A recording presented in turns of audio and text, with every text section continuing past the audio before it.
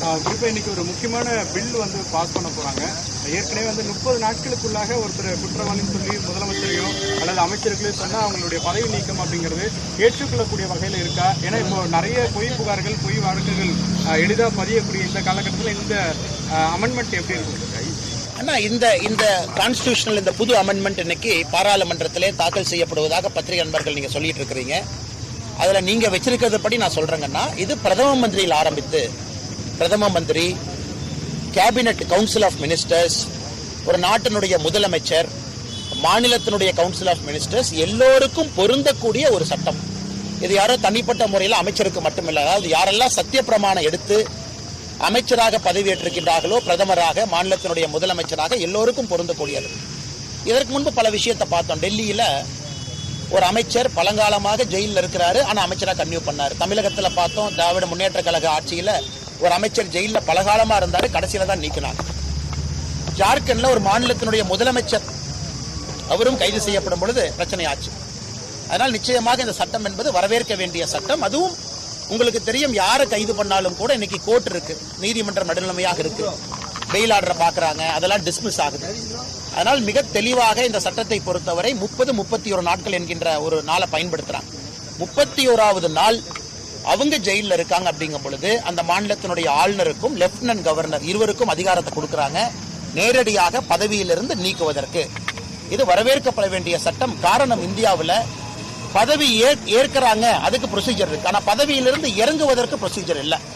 இன்னைக்கு அந்த சின்ன லூப் ஹோல்ல அந்த சட்டத்தின் மூலமாக அது அடைக்கப்பட்டிருப்பதாக நாங்கள் பார்க்கின்றோம். இப்போ பொய் வழக்குகள் நிறைய புனையப்படுறதை எதிர்கட்சிகள் சொல்றாங்க. இடி போன்ற ரைடுகள்ல குறிப்பா செந்தில் பாலாஜி எல்லாம் அவரெல்லாம் கைது செய்யப்பட்டு இப்ப வெளியே இருக்கிற சூழல். ஆனா இந்த மாதிரி ஒரு சட்டம் இருக்கிறது எதிர்காலத்துல உங்களுக்கு கூட அண்ணா நீங்க பாருங்கன்னா கரெக்ட் ஒத்துக்கிறேன். அதனாலதான் பிரதமர் என்கின்ற வார்த்தையை பயன்படுத்துறாங்க, கவுன்சில் ஆஃப் மினிஸ்டர்ஸ் பயன்படுத்துறாங்க, முதலமைச்சர் பயன்படுத்துறாங்க, எல்லோரையுமே உள்ள கொண்டு வந்திருக்கிறாங்க. அது யாரையுமே விட்டு வைக்கவில்லை. யாரெல்லாம் பதவி பிரமாணம் எடுத்து செஞ்ச பதவியில் இருக்கிறாங்களோ எல்லோருக்கும் பொருந்தும். இரண்டாவது, நீங்க சொன்ன எல்லா நபர்களுமே கோர்ட்டில் எங்கேயுமே உங்களுக்கு நிரபராதி கிடையாது. கைது செய்யப்பட்ட உடனே பெயிலுக்கு மூவ் பண்றாங்க. பெயில் உங்களுக்கு தெரியும் 12 நாள் 13 நாள்ல கிடைக்கும். அதனாலதான் 31 நாள் அப்படிங்கிற ஒரு நாளை பயன்படுத்துறாங்க. கைது பண்ண உடனே லெப்டினன்ட் கவர்னர் பதவியிலிருந்து நீக்கணும் அப்படி சொன்னா நீங்க அண்ணன் சொல்ற வாதத்திற்கு ஒரு வாதம் இருப்பதாக நான் பார்க்கின்றேன். ஆனா பதவி நீங்க கைது செய்யப்பட்ட பிறகு 31 நாள் அப்படிங்கும் பொழுது நீங்க கோர்ட்ல 2 முறை பெயிலுக்கு போயிருப்பீங்க. லோவர் கோர்ட்ல ஒரு பெயிலுக்கு போயிருப்பீங்க, அப்பீல் ஒரு பெயிலுக்கு போயிருப்பீங்க. அதனால தான் 31 நாட்கள் என்கின்ற வரைமுறை வச்சிருக்கிறாங்க. அதனால் கோர்ட்டு மேல இன்டர்ஃபியர் பண்ணித்தான் அதன் பிறகும் பெயில் கிடைக்கல, அதன் பிறகும் சிறையில் இருக்கிறாங்கன்னா கோர்ட் அரசு தரப்பினுடைய வாதத்தை ஏத்துக்கிறாங்கன்னு அர்த்தம். இடியோ என்ஐஏவோ ஏதோ ஒரு அமைப்பு. அதனால் என்னை பொறுத்தவரை முதல்ல இந்த வரவேற்கப்பட வேண்டிய சட்டம். இரண்டாவது, சட்டத்தில் கொடுத்திருக்கக்கூடிய நாட்கள் அதுவும் ஒரு வாரம் 10 நாள். ஆமா, நீங்க சொல்றதுல ஒரு நியாயம் இருக்கு, ஆர்குமெண்ட் சேக். ஆனா 31 நாளுங்கும் பொழுது நீங்க பெயில் ஆப்ஷனும் எக்ஸசைஸ் பண்ணிருப்பீங்கல்லங்கண்ணா. அப்ப கோர்ட்டு தலையீட்டின் பேர்ல தானே அவங்க வந்து ஜெயில இருக்காங்க. அதனால இந்திய ஜனநாயகத்துல மக்களுக்கும் ஒரு நம்பிக்கை வரணும் இல்ல. நான் ஓட்டு போட்டவங்க தப்பு பண்ணா சிறைக்கு போறாங்க, தப்பு பண்ணா அமைச்சரா இருக்க மாட்டாங்கிற மக்களுக்கும் நம்பிக்கை கொடுக்கணும். அதுவும் ஜனநாயகத்துல முக்கியமான ஒரு பங்கு.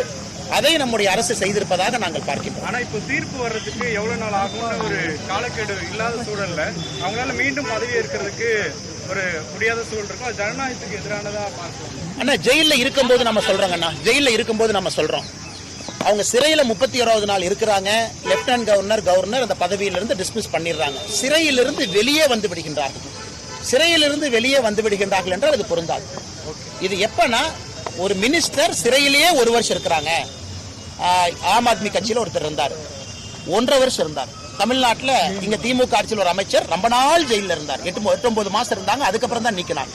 அவர்களுக்கான சட்டம் இது. நீங்க பெயில்ல வெளியே வந்துடுறீங்க, அதன் பிறகு இந்த சட்டம் பொருந்தாதல்லங்கண்ணா.